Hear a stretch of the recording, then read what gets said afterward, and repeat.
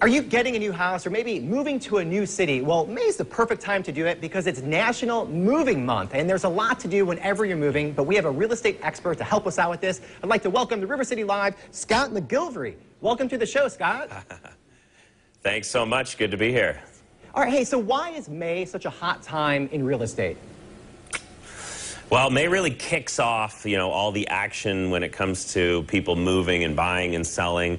We know that in the summer months, from May to pretty much Labor Day, is when new couples are getting married, looking for their first home. People have their summer holidays, and the kids are out of school. It's the perfect time for anyone to be moving. So most people plan to do their transition during this period. That makes a lot of sense. And let me ask you another question. How is the Florida market when it comes to real estate? I've been invested in the Florida market for about 7 years now, so it's been an interesting journey, that's for sure.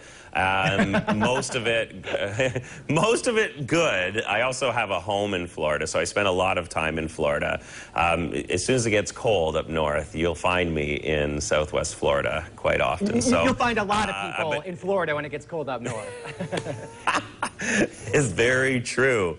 But I'm also a real estate investor, so I track how my primary residence is doing there. I also track how my investments are doing. And we know that there's been some fantastic market appreciation in a lot of these markets. The rental market has been fantastic. We've been seeing great cash flow on our properties. Mortgage rates have been, favorable, I would say, still. And so overall, I think the story is positive. But good. the even better news is that I think we still have a long way to go in the right direction. So I'm really looking forward to what's happening with my portfolio in Florida for the next 5 to 10 years. Well, can you give pointers then if somebody wants to sell their house? Like, how do they get started?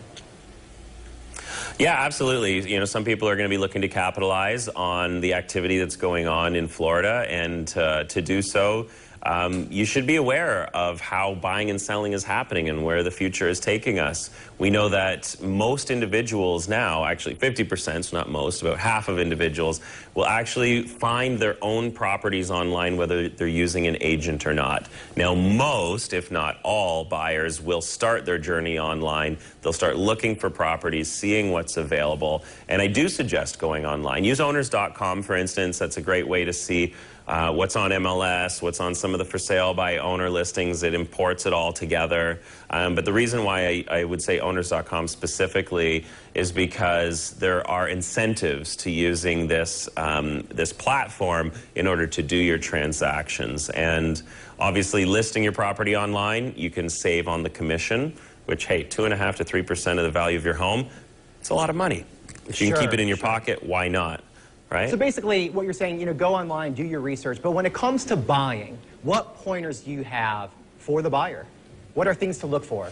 Yeah, for sure. And it can be challenging. And I guess I'll be more specific to Florida, of course, is that, when we're purchasing properties in Florida, obviously maintenance is a big one for us. We want to see track records of how the property has been maintained. So, for instance, do you have a pest control company that is doing regular spraying or regular maintenance? We know that the properties that haven't been maintained in a long period of time can have a tremendous amount of damage. Sure. The pools, oh my gosh, some of these properties with the pools, it can be such an asset, but it can also be a liability if those haven't been maintained.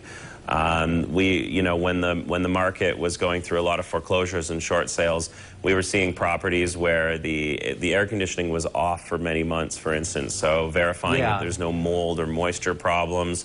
Really doing your due diligence as a buyer in Florida is so that makes sense. Basically, key. what you're saying is the maintenance record. Look at that stuff because that will give you a good indication on that property. So that's a great tip that you're leaving with Scott. So appreciate that. No problem. It's hey, listen, whenever you're back in Florida, come stop it here in Jacksonville, visit us. Absolutely. I come there at least once a year. I come up to Jacksonville. Perfect. Hey, thanks again, Scott. Appreciate it. We'll see you soon. Rocket.